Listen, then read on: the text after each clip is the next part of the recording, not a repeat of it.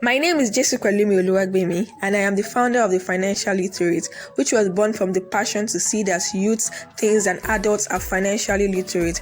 I believe those financial terms are not as complex as you think they are, and you can understand and apply them to your finances. Yes, you can build wealth with the right plan in place, the right money personality, consistency, and the right lessons at each step of the way. So I bring to you the Financial Literate series, a video series that would break down the seemingly financial complex terms and give you the right lessons at every step of your journey to financial independence and freedom. So, let's get started. Hi and welcome to another episode. It is so good to have you back here at the Financial Literate series. And today's episode, I'm going to continue from where we stopped in the previous episode. So we started the series 1, 2, 3 of investment.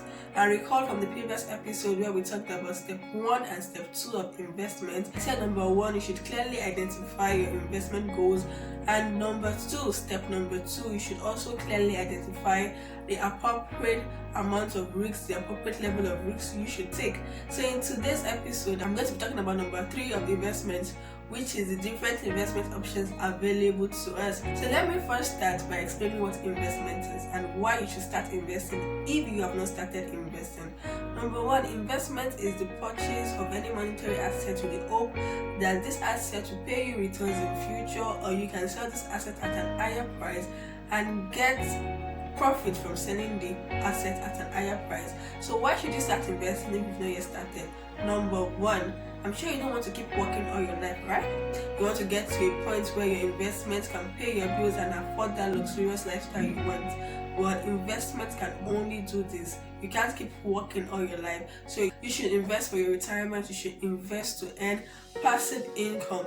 Number 2, you should also invest to beat inflation. So inflation reduces the purchasing power of your money. So your money still remains intact, but what you can buy with 10,000 naira maybe today will be fewer when compared to what you could buy with 10,000 naira last year, because inflation has eaten into the purchasing power of your money. So you preserve the value of your money when you invest, especially in investment options that offer you interest rates above the prevailing inflation rate. So you can also invest to beat the effects of inflation on your money. Number 3 reason why you should start investing is that the best time to invest was 5 years ago.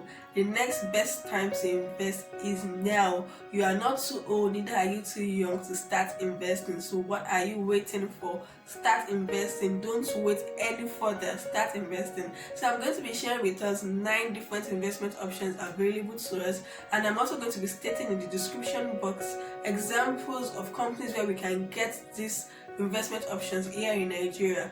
Kindly note that these are just credible examples and they don't accurately serve as recommendations from me to you. It is still your duty to do your due diligence in any company you want to invest. So let's get started.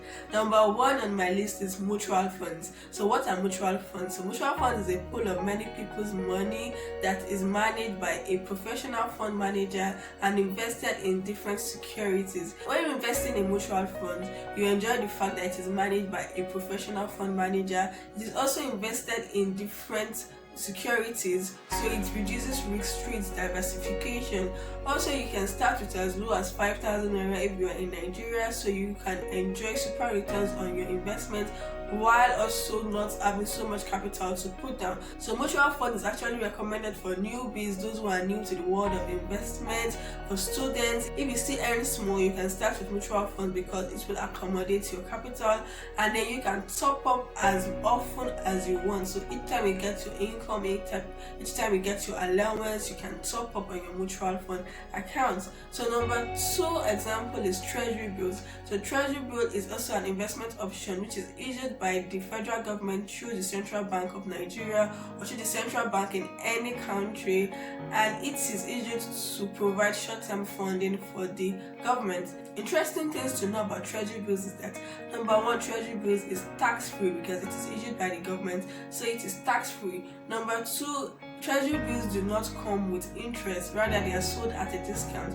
So what do I mean? So let's say the Treasury bills, the par value of the Treasury bills is 200,000 naira and it is sold at a discount of 10%, which give you 180,000 naira. So you would buy the treasury bills with 180,000 naira, but immediately you buy it, you're going to receive the 10% discount, which is 20,000 naira upfront as your own interest, and then at the end of the treasury bills tenure you get your 180,000 naira back. So over the life of the treasury bills, you've actually earned 200,000 naira, but you just paid 180,000 naira to buy the treasury bills. So 20,000 naira is your interest on treasury bills. Treasury bills run within or less than 1 year, so it is a short-term investment option. So number 3 investment option is Agritech. So I'm sure you've been hearing of Agritech platforms. They've been on the rise recently, and you are wondering what these platforms are.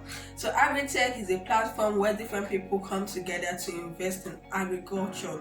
So whether you're investing in an animal farm or vegetable farm, you come together to invest in agriculture. And who are the key players in an Agritech platform or in an Agritech agreement? Number 1, we have the investors. You want to invest in a farm.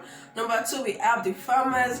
These are those with the expertise and who would do the work. And number 3, we have the Agritech managers. These are the people that bring the platform together to ensure that both the farmers and the investors can meet. So basically that is how an Agritech platform works. And then you should note that when you are investing in agriculture in any Agritech platform, ensure that that platform is insured. You can get third-party confirmation, but ensure that that platform is insured. Number 4 investment option is fixed deposit.